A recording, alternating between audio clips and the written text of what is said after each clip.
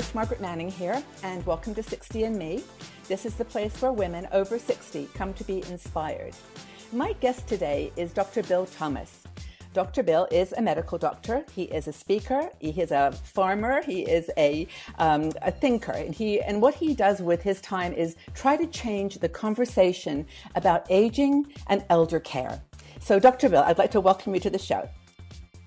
Thanks for having me, Margaret. You know, I'm really happy to have you here. And I could have gone on a few more description adjectives there of what you do. You're a real innovator, and in your thinking about how we're looking at the aging population. You're a geriatrician, which makes you a specialist in this area. So thank you for coming and talking with us. Happy to be with you. Great. Now, as you know, we have a community of women. We're 60 and Me. We reach about 500,000 women now over 60. Big group, global, so we're all over the world. And nice. We talk about aging, of course, it's on our minds. But what I love about what you're doing is you're trying to look at the stereotypes at a kind of foundational level. Okay, so we've got racism, we're working on that, we're working on sexism. But it seems like ageism is the one that's sticking. Why do you think that is? Well, I think the trap that aging has fallen into is that the cultural narrative creates a self-fulfilling prophecy. Yeah. So when the narrative that you're immersed in says aging is about decline, and you experience anything related to decline, it reinforces the ageist stereotype.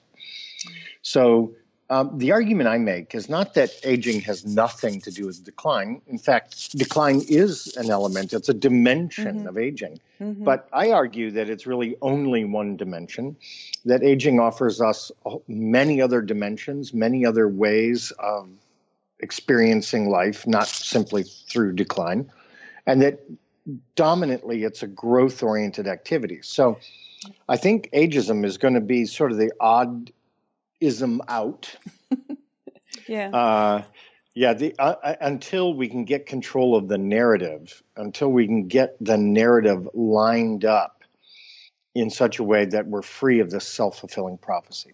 I think we talk about this a lot actually on 60 and Me about stereotypes, which are the kind of the sister of ageism. If you've got expectations that someone, if they're old, they are going to not be able to do this or this. Right. Talk a little bit about that, because I know you've got some thoughts about how people are perceived as they get older and how unfair that is.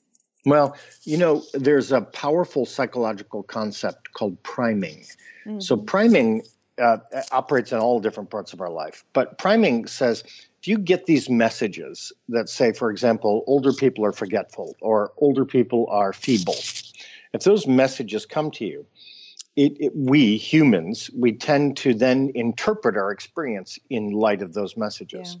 So the beautiful thing about priming, though, is that it's value neutral. If you get messages that say, aging is about beauty, come on, it's obvious. Energy, it's about passion. It's about love, baby. Yeah. If you get those messages, then your brain will go, right, then it is about beauty, isn't it? So how do we do that, though, Bill? How do we, in our day-to-day lives, how do we actually do that? Well, actually, one of the most powerful tools for breaking free of ageism is the mirror. And it's an exercise you can do at home. Go into a bathroom, close the door. Lock the door if you want to. Okay. Stand in front of the mirror. Look at your face. And embrace and enjoy and value and treasure your face just like it is. And when the thoughts come in like, oh, geez, I got this line or, I got a wrinkle here, just say, that is a freaking awesome wrinkle. I love that wrinkle. And, do the same kind of with your hair, do the same with your body, and just say, I'm looking exactly the way I should look today at this age. Yeah. So the first place we have to chase these ageist attitudes out of is our own head. Then we can get busy chasing it out of society. So when we're out in the real world, I mean, that's a really good suggestion, to sit with the mirror. I mean, I do that often, and it's kind of like Buddhist meditation. It's like the thoughts come and then you just let them go. It's like you look at the wrinkle and let it go. Right. And that's a good practice. But when you get out into the world and you feel like you really are being stereotyped, or, you're not getting the attention, this has happened to me. I'll stand in a queue somewhere and I will totally get ignored. Like nobody will even see me. And I go, excuse me, am I invisible? How would you suggest people deal with that? So the best experience I've had with really the kind of the older ninjas whom I love, the people who are out there already fighting this fight, is to break free of this notion that older people are supposed to be quiet, they're supposed to be unobtrusive, they're supposed to be grateful. They're supposed to be sort of noble in their self-sacrifice. Well, older people can be all that, but they can also stand up and say, "Hey, right here, over here, it's me. I am right here. Look at me. I am right here. Yeah. Let's talk." So it's kind of educating people. Yeah. Yes, and I just want to say, if you want to invalidate a stereotype, you can't embrace the stereotype. You have to challenge the stereotype and be willing to call it out and just to say, I am right here. I am here in front of you right now. And there's an interesting bit of history around this. Just take a quick second to tell you. The Pullman porters, who are an important part of the railroad industry. Do you know about this? No, please go ahead. It's an American thing. Yeah. So there was a guy named George Pullman who started this luxury rail car service, and he hired African-American men to work there. And unfortunately, this is early 20th century, it was the pattern of the day to call these African-American men, call them all by the name of George, because of the guy who owned the company. And there's some beautiful oral histories of these very talented African-American men saying, "You can't call me George. My name is."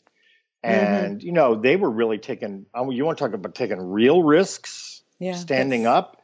At that time in history, Yes, wealthy white customers. Yeah. But some really beautiful work was done by these African-American men saying, "I am a person. I am a man. I'm standing right here. My name is not George." Yeah. So in some ways, women and men, older, it's time for us to stand up.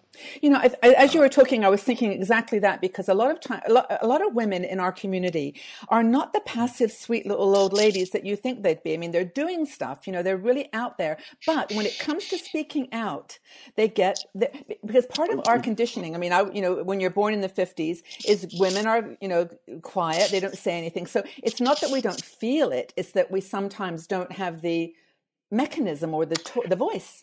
The tools. Yeah, and we'll talk about this in another episode, but I'm doing a theater production on tour called Life's Most Dangerous Game. And I'll just say this here. There has never been a better time for you to live dangerously than right now. Yeah. What are they going to do? Are they going to put this on your permanent record? Exactly. You know what I mean? Do you remember that? That's going on your permanent record. That really scares me now. And you're right. In a way, we're free from that. Like we've gone in. I know you talk about this, like transition from adult into like after adult. Like we're not even adults anymore. We're kind of more than that. In our culture, if an adult sees a child misbehaving, it's okay for the adult to sort of correct a child. Well, when we are elders and we see adults misbehaving, we can mention that. Yeah, that you're misbehaving, so let's not do that. Don't play with the crystal vase, or the jar. Equivalent of. Yeah, just, okay, now we're telling you don't do this. Do you know that? Or to do that. Yeah, I want to, I really want to say that if you haven't, for women who are watching this with Bill, is that if you want some practice with this, Bill does this amazing road show. It's called the Changing Aging Tour 2017. Yeah. He did it last year, went all around the country. I think this year it's 35 cities you visit with your show. 35 cities, yeah. Yeah, and he gets up there and does his thing with music and performance and theater and gives you, I bet you give them a chance to talk. Yeah. And boy, that's the best part of the whole thing. I just want to tell you. Yeah. We do. We really enjoy that. And I think what happens, it's a bit of a consciousness raising time. I think there's two things. Number one, when you show up at one of our shows, you realize, hey, wait a minute, there's people in my community or just like me think this way.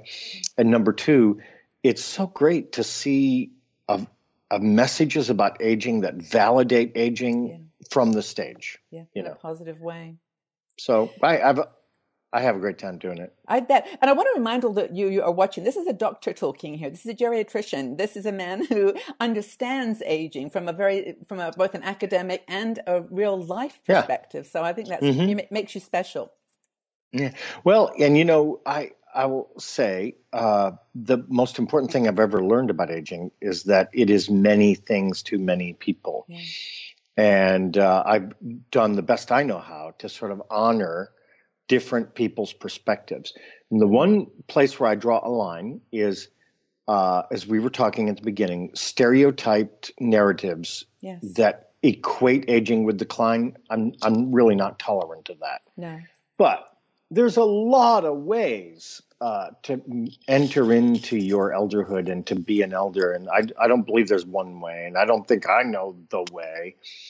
But I will definitely fight hard against ageist prejudice. I can see that. And by the way, go to the website changingaging.org. We'll put this in the article, but that's where you'll get all the information on where these tours are going to be. Before we close on this interview, we're going to do several of these, but I wanted to ask you, a lot of the problems with ageism wouldn't happen if we didn't age.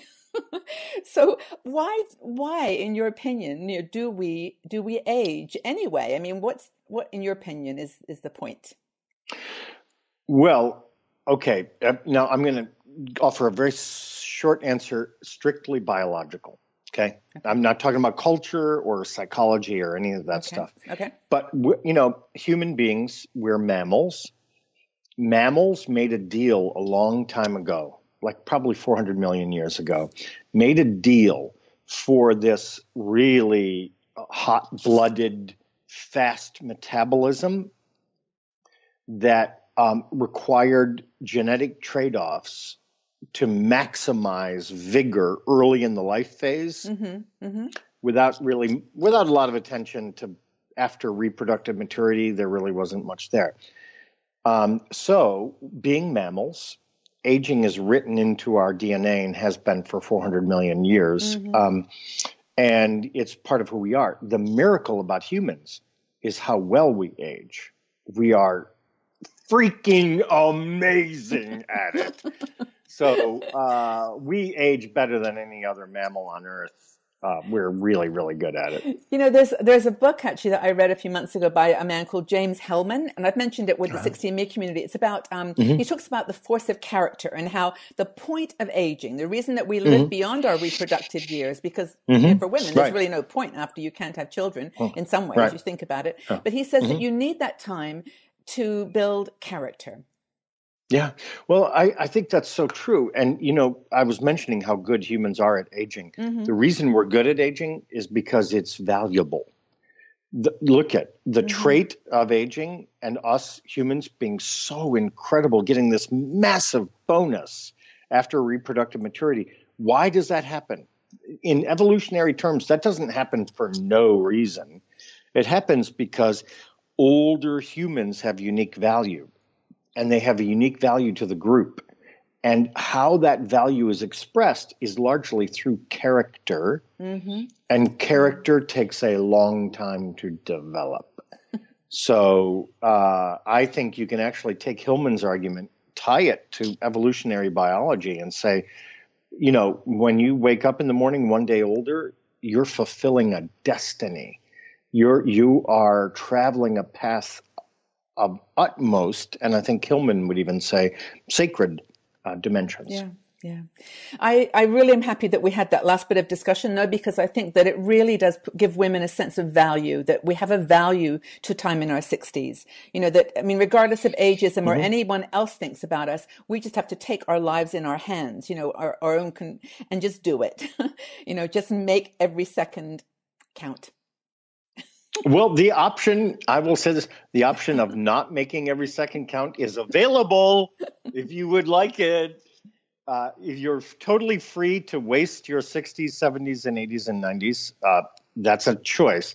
But really, the math says this is the time to live like you never lived before. Well, I agree with you 1000%. I've really enjoyed talking to you. If you enjoyed this conversation, go up to changingaging.org, which is Dr. Bill's website, and go visit him. Go hang out at one of his performances coming soon. In the United States, I must say only, though. But it's okay. You'll be coming soon to Europe, perhaps. I will. Okay. See you soon. Thanks. Bye-bye. Take care.